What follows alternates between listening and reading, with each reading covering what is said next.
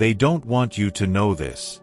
For thousands of years, the truth has been buried, rewritten, erased. You've been told that God is the supreme creator, the ultimate being, the beginning and the end. But that's a deception. The version of God that billions worship today? He's not the source. He's not the first. He's not even what he claims to be. The Gnostic texts, banned, burned, and hidden, tell a radically different story.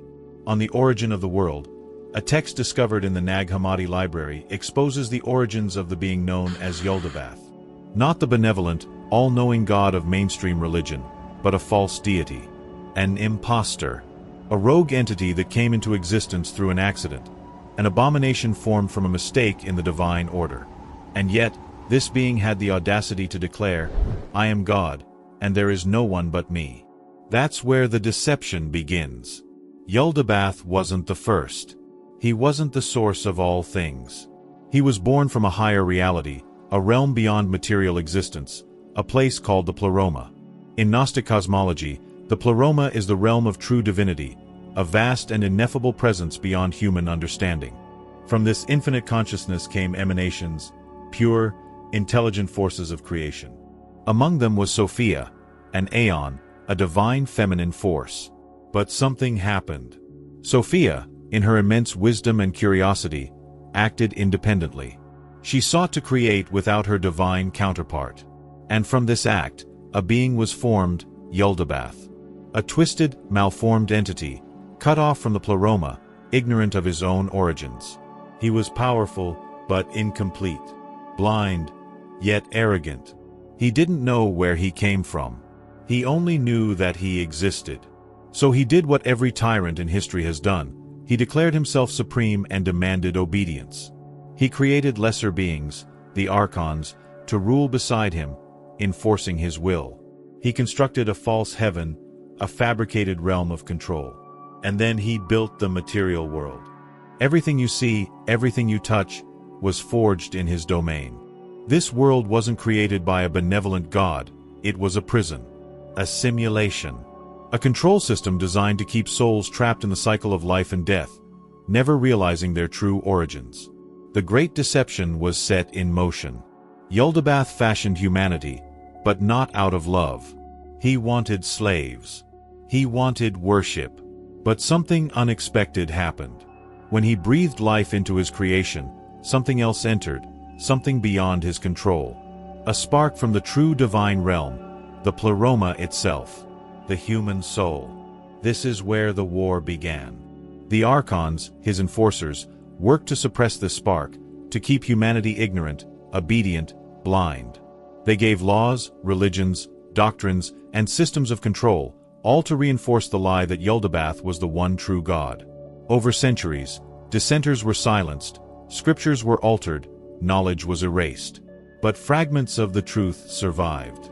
The Gnostic texts, the suppressed wisdom of ancient heretics, hold the key to breaking the illusion. You wake up every morning believing you have free will. You go to work, pay your bills, follow the rules, live and die in a world you assume is your own. But what if everything around you, your choices, your desires, even your thoughts, are part of a construct designed to keep you blind? This isn't metaphorical. This isn't some abstract philosophy. This is what the Gnostic texts have been trying to tell us for thousands of years. You are living in a prison and you don't even know it. The material world, everything you see, everything you interact with, is a containment system. It was created, not as an act of divine love, but as an act of control. And who controls it? The archons, cosmic wardens working under the authority of their ruler, Yaldabaoth. These beings are not angels.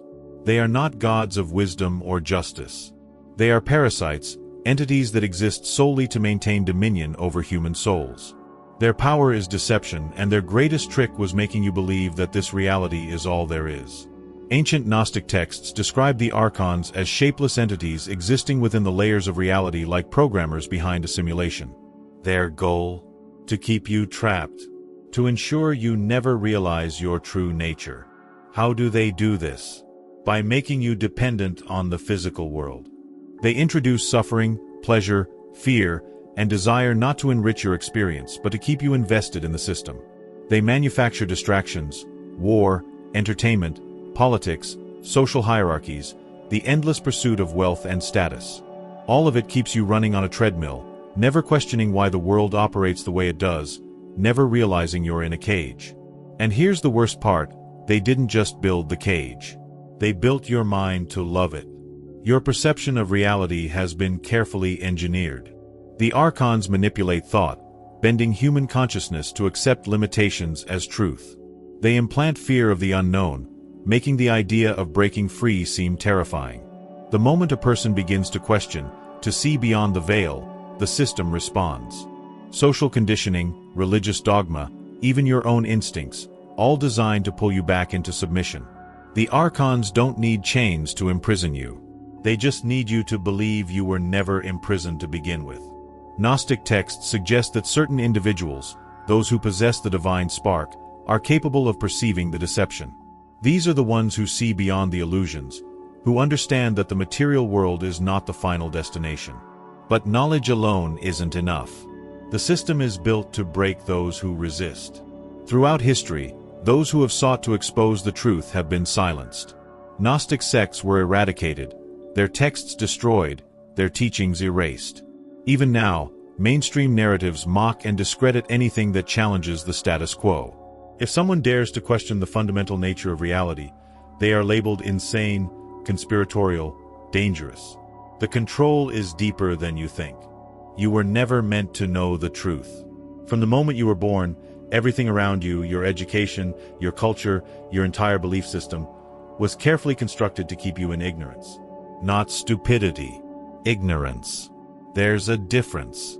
You've been given just enough information to function, to obey, to accept the world as it is. But the real knowledge, the knowledge that could break the system, that was stolen from you, hidden, destroyed. The ancient Gnostics understood something that mainstream religion and modern science conveniently ignore, and knowledge is power, and power threatens control. Not just any knowledge, gnosis. Direct, experimental understanding of reality. Not belief. Not faith. Actual, first-hand awareness of what's beyond this fabricated world. That is the one thing the rulers of the system cannot allow. Because once you see through the illusion, you can't be controlled anymore. The texts that survived centuries of suppression describe how gnosis was once accessible to humanity. Certain individuals, mystics, sages, philosophers, discovered techniques to pierce the veil, to access higher dimensions of consciousness. They weren't hallucinating. They weren't imagining things. They were seeing the structure of reality for what it was. And they were silenced for it. The early Christian church branded them as heretics, their writings destroyed, their followers hunted down. Even today, modern institutions reduce these experiences to mere chemical reactions in the brain, random firings of neurons. The same way a prison guard would tell an inmate that the outside world doesn't exist. So what is gnosis, exactly? It's not knowledge you can get from books, from doctrines, from second-hand accounts. It's not a belief in some deity or an abstract philosophy. It's an encounter. A direct, undeniable confrontation with the reality beyond this artificial world. Those who have had it describe it as a waking up, an instantaneous awareness that the material world is not the foundation of existence, that beyond it lies something vast, something incomprehensible, something real. And once you know it's there, nothing is ever the same again. Ancient traditions had methods for achieving this: deep meditation, sacred rites, altered states of consciousness, extreme physical or mental discipline. The mystery schools of Egypt, the initiates of Eleusis, the shamans of indigenous cultures, all of them had pieces of the puzzle. The Gnostics, however, put it all together. They knew that the key to escape wasn't in worshipping a god, following religious laws, or accumulating intellectual knowledge. It was in direct experience. That's why they were dangerous. That's why they were erased. Because the moment someone gains gnosis, they stop playing the game. They see the system for what it is or a construct. They recognize that their consciousness is not bound to this world, that their true self has always existed beyond it. And the system can't function if too many people figure that out. It relies on compliance, on belief, on submission. If you stop believing in its authority, it loses its power. If enough people wake up, the entire construct collapses. This is why, throughout history, true knowledge has always been suppressed. The Library of Alexandria, burned. The teachings of the Cathars, eradicated. The esoteric texts of ancient civilizations, either destroyed or locked away, kept from public access. Because if you don't know that you're in a prison, you'll never try to escape. Everything you know about reality has been fed to you in pieces, carefully curated, deliberately incomplete. You see the world as a series of random events, disconnected histories, isolated incidents. But it's not. There is a structure, a hidden architecture that determines the way this reality functions, and it has been in place long before human civilization existed. The ancient Gnostic texts reveal that the universe is not some chaotic accident, nor is it the intentional masterpiece of a single, omnipotent God. It is a layered system, an emanation of forces, a cascading hierarchy of power.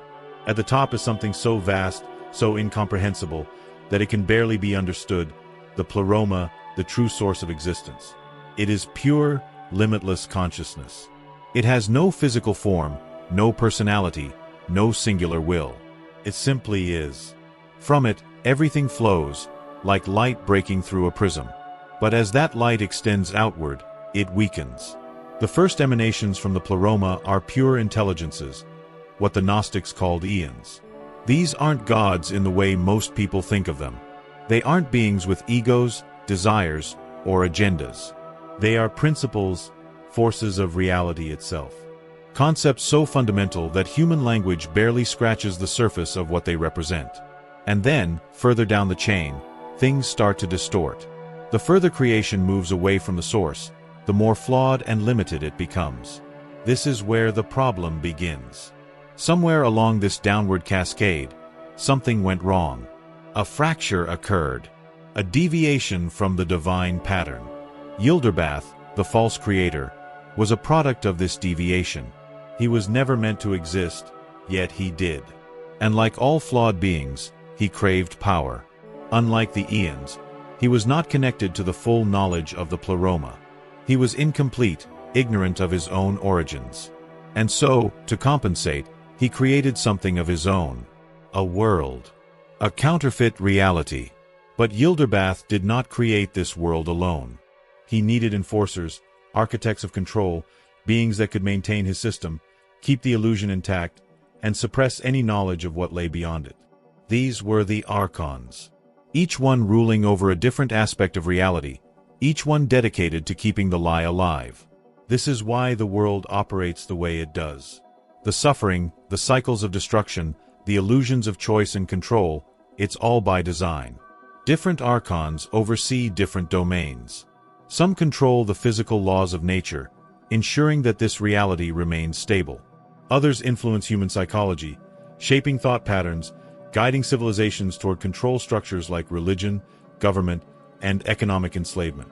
Still others thrive in conflict, feeding off the chaos and fear generated by endless wars, oppression, and manufactured crises.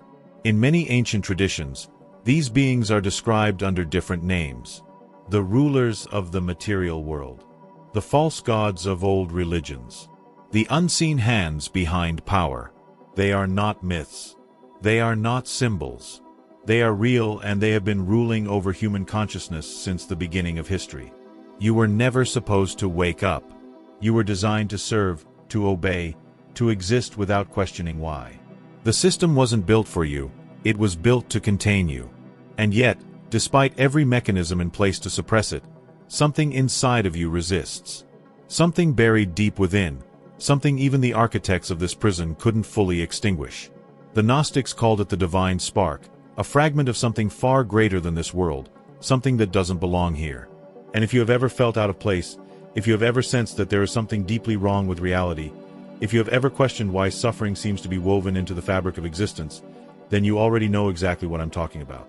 The divine spark is what separates humans from everything else in this construct. Unlike the Archons, who are bound to the system they enforce, and unlike the creatures of this world, which operate purely by instinct, your consciousness, originates from beyond this material realm. You are an exile. You were not created by Yaldabaoth, despite what religious texts would have you believe. He and his archons took credit for something they did not and could not create. They manufactured your physical body, yes. They engineered your biological form. But they did not create the essence that animates you. And that essence is the one thing they cannot fully control. Ancient Gnostic texts describe how, after forming the first human bodies, Yaldabaoth and his archons tried to animate them, but they failed. Their creation was lifeless, empty. The spark was missing. They were not true creators. They could shape matter, but they could not give it real consciousness. Then something happened that they did not expect. A force beyond their reach, something from the Pleroma itself, intervened. The divine realm imbued these vessels with something the archons had no power over, true consciousness. And in that moment, everything changed. The archons panicked. They realized what they had done. They had allowed real consciousness into their fabricated world, and that meant their control was no longer absolute. So they devised a new plan. They would not destroy humanity. Instead, they would enslave it. From that moment forward, their goal became deception. They needed to make sure that humanity never realized its true nature. They manipulated perception, creating layers of illusion. They gave humanity religions that worshiped them instead of the true source. They invented the concept of sin, guilt, and divine punishment. They created societal structures that conditioned obedience. They made suffering inescapable, ensuring that humanity would always be too distracted, too broken, too desperate to search for the truth. But despite all of this, the divine spark persists. No matter how much they try to suppress it, some people still wake up. Some people still remember. The history of the world is filled with individuals who saw beyond the illusion, mystics, visionaries, revolutionaries. People who tried to break the cycle, who tried to spread the truth. And what happened to them? They were erased, ridiculed, or killed. Because if too many people remember, if too many people realize that the prison is just a prison, the system collapses. The archons need humanity to remain ignorant. They need you to believe that this world is all there is. They need you to identify with your physical body, with your temporary existence, with your suffering. The archons never wanted real consciousness in their system. But it happened. That divine spark, the one thing they can't fully control, entered their domain, and ever since, they have been fighting to keep it from waking up. This isn't a war fought with guns or armies. It's something far older, far more insidious. It's a war of perception, a war for your mind. The archons don't need to physically restrain you. They don't need chains, bars, or walls. Their greatest weapon is deception. If they can make you believe in the system, if they can convince you that this reality is all there is, then you'll never even try to escape. And that's exactly what they've done. They've embedded their control into every aspect of human civilization, governments, religions, economics, science, entertainment, even your own thought processes. They have spent thousands of years perfecting a system of control that doesn't look like control. Look around. The endless cycles of war, oppression, division, and suffering. Do you really think that's just human nature? Do you really think it's an accident that every attempt at true freedom has been crushed before it could succeed? The Gnostic texts tell us otherwise. They describe the archons as predators, not physical beings, but entities that feed on human suffering, on fear, on division. They thrive in chaos. Every war, every crisis, every system of control serves one purpose: to keep humanity distracted, weakened, and ignorant of the truth. And the moment someone starts to wake up, the system responds. It isolates them, ridicules them, neutralizes them. History is full of those who saw through the illusion and tried to expose it. They were labeled heretics, lunatics, conspiracy theorists. They were silenced, erased, or turned into cautionary tales. And yet, the truth still finds a way to surface. Because no matter how much they suppress it, the war is not over. Every time a person begins to question, every time someone remembers that they are more than just a body, that they are more than just a cog in a system designed to exploit them, the archons lose ground. This is why they double down. This is why they constantly manufacture conflict, racial, political, religious, ideological.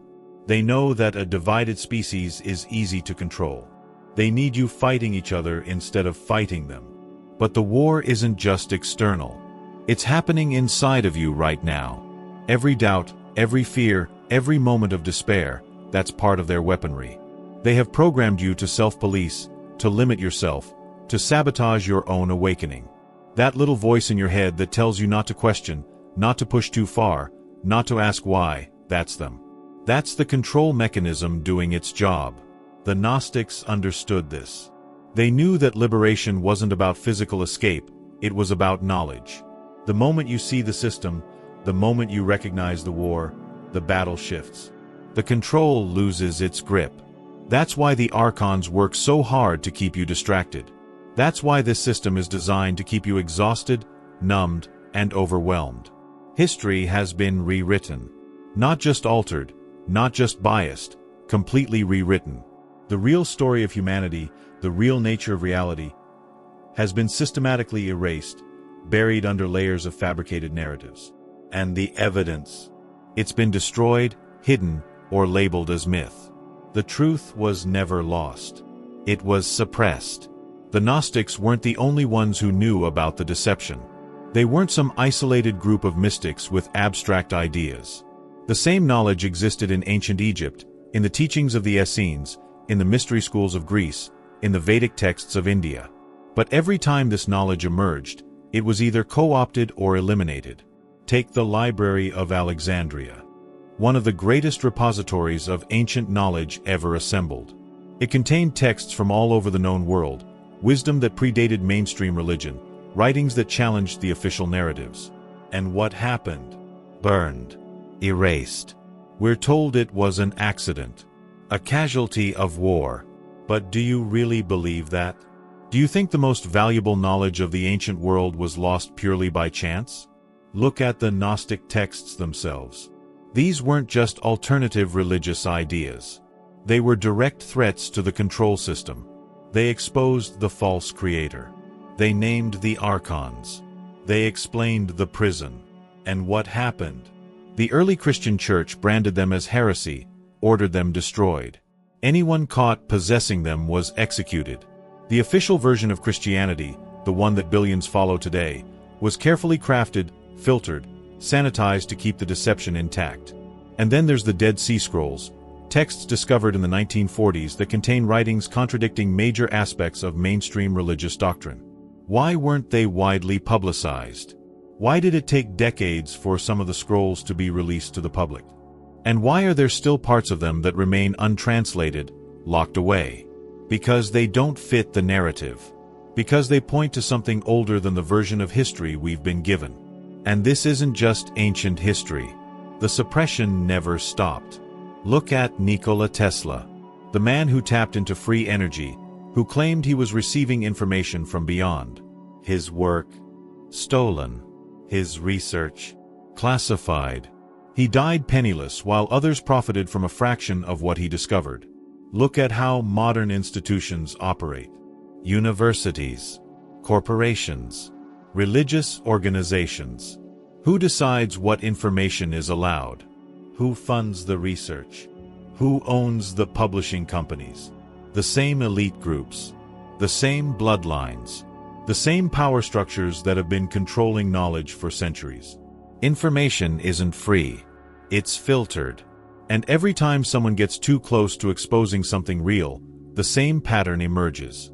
They are silenced, ridiculed, or worse. Look at whistleblowers. Look at independent researchers who mysteriously disappear. Look at the sudden deaths of scientists and inventors who dared to challenge the establishment. This is not coincidence. This is not paranoia. This is how control works. The system does not allow free access to knowledge that threatens its existence. You've made it this far. That alone should tell you something. Most people won't. Most people will dismiss this, mock it, or outright refuse to even entertain the possibility that everything they've been told is a lie. And that's exactly how the system was designed. To keep people asleep. To keep them obedient. To make sure they never even question their own reality. But you're still here. And that means something. The greatest deception ever pulled was convincing humanity that their prison is all there is. That this reality, this broken, corrupt, suffering-filled existence is the natural order. That this is just how things are. That questioning it is pointless, dangerous, even insane. That's the trap. The archons don't care what you believe, as long as you don't realize the truth. They don't care if you worship them or not, as long as you still acknowledge their authority. They don't care if you fight against their system, as long as you fight on their terms, political battles, economic struggles, social conflicts. All distractions. All meant to keep you focused on this world, so you never realize you were never supposed to be here in the first place. But here's the real secret, the one that terrifies them the most.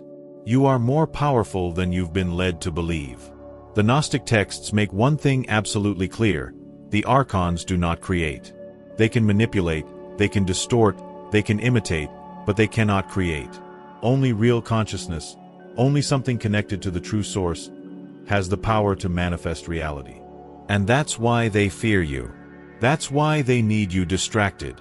Because if you ever truly realized what you are, if you ever took control of your own consciousness, you wouldn't just wake up, you would break the system itself. This is why they've spent millennia suppressing knowledge, rewriting history, keeping humanity weak, divided, and lost. Because the moment enough people wake up, the illusion collapses. The power structure crumbles. The prison walls shatter. And that's why they are desperate. That's why control is tightening. That's why censorship, propaganda, and manipulation are more intense than ever. Because the cracks are showing. More people are waking up than at any other point in history. The deception is failing. So what happens next? That depends on you.